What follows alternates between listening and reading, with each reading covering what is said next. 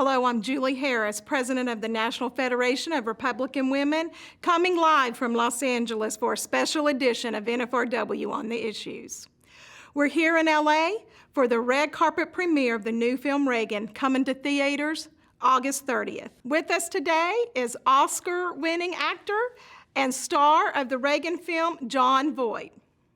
Well, it's very nice. Julie, it's nice to meet you. Of course, I'm not the star.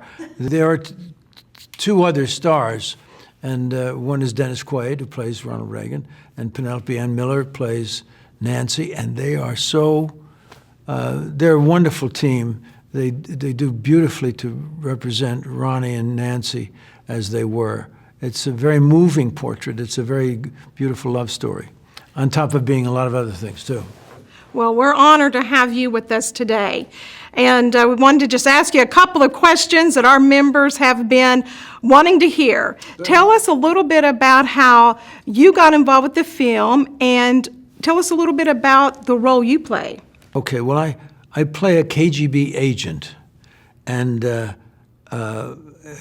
someone who was assigned to watch Reagan and to see him when he first came out and became president of the union, the Actors Union.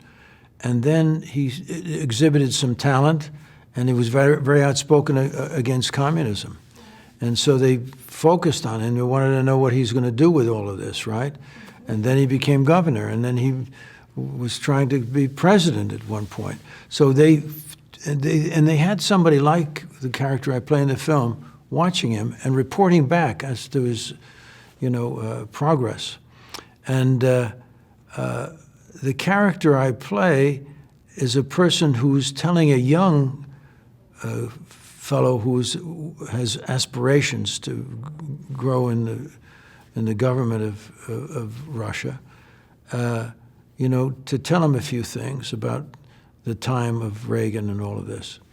And so he tells him the story in some way, tells them what was going on at that time. And in the process, we find out that this man, who was a KGB officer, actually learned a lot from Reagan and actually fell for him, was a fan of his at the end of his life, and was very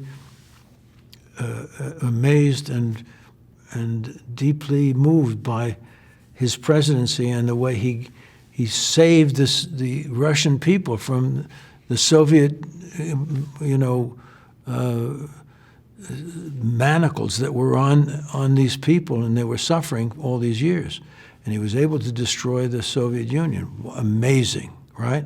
So he tells this story, and in the story that he tells this fellow, we get a good idea of all the different adventures of the Reagan presidency.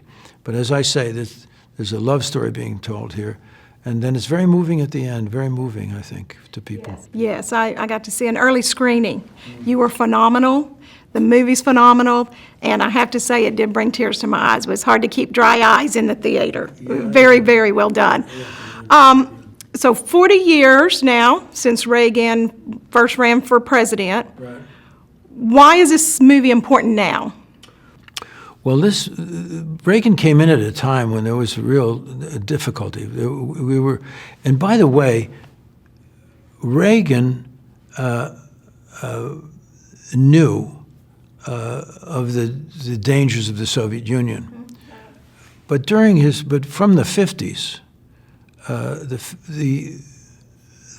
our country, the United States, was attacked with propaganda and with agents finding their positions in the universities, in our government, and there was a menu that was printed in the Congressional Record in 1963 that listed all of the things that they wanted to do. They wanted to take God out of the schools. They wanted to take, they wanted to take over the press. They wanted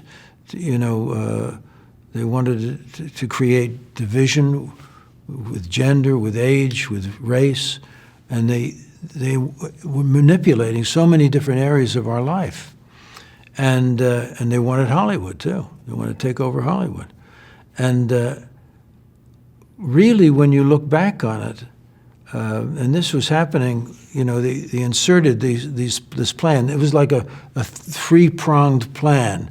And the first was 20 years, and the next would be 20, to get to the kids and turn them over. When I see what's going on today with the anti-Semitism that's being taught, with the socialism that's being accepted by the young kids coming out of college, the lack of understanding of our founding fathers' greatness and the greatness of our Constitution, when I see that they've been successful in dumbing down the people that go through our schools and universities, say, well, they've pretty much accomplished it. So we're in a real spot. We have to remind people of the greatness of our country. It's not taught in our schools. In our grammar schools, in our high schools, they don't teach you about the Revolutionary War. They don't teach you about D-Day. They don't teach you about all the amazing things that America is represented by across the world. They create a harsh picture, a negative picture of this great history.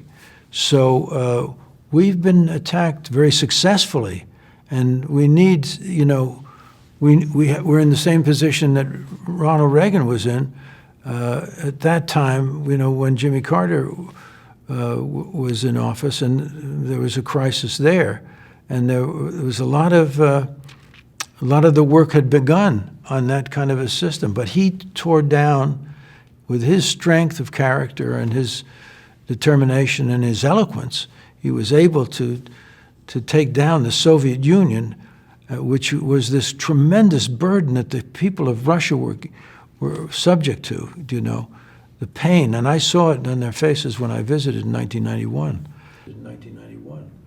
Seems like divine timing then for this movie. It may be. There's importance to some of this movie. A reminder of many things. And I hope we did that with the movie. That's the idea. Thank you. Oh, thank you. Well, talking about young people, we're an all-women's organization, 60,000 members from 18 up and beyond. And our younger members, some of our younger members wanted me to ask you, what is it like to be a conservative in Hollywood? Oh, that's an interesting thing. But by the way, I just want to say, before I answer that question, and I may never answer it. No, I wanted to just say that this love story is very, it touches my heart, this love story that is presented here. And these guys did their homework, both Dennis and Penelope did their homework to bring forth this true connection between these two people, and it's very successful. It's a really beautiful love story, on top of all the other things we're talking about. Now, what's it like to be a conservative in Hollywood? Well, not right now. It's not very comfortable. Do you see? But I know that the things that I espouse, that I understand, are the right things to be thinking at this time. And I'm very spiritually oriented, and I know that God is watching us, and that you should follow what is right. We should understand what's right and wrong, and follow, and be able to stand up for what's right. And you can look at the quality of the films that are being represented now. There's too many films that really are disturbing to show to our children, at least, and to all of us. We've got to straighten ourselves out. And so I may be what do they call it, a pariah or something? I don't know. I don't know what it means, but it sounds good. You know what I mean? But I may have unfriendly places in our industry, but I also have friends. There are a lot of people who understand where I stand and feel the same way I do. So there's hope that we'll be able to turn the corner on this and get back to where we should be. Good. Last question. How can you be out of time? This is my friend. I was just going to ask, what can we do to help the film? Go out and see it and enjoy it and share it with your families. That's all. It's a gift. Enjoy it. Have some fun. Thank you. You're safe when you go to see this movie. Thank you.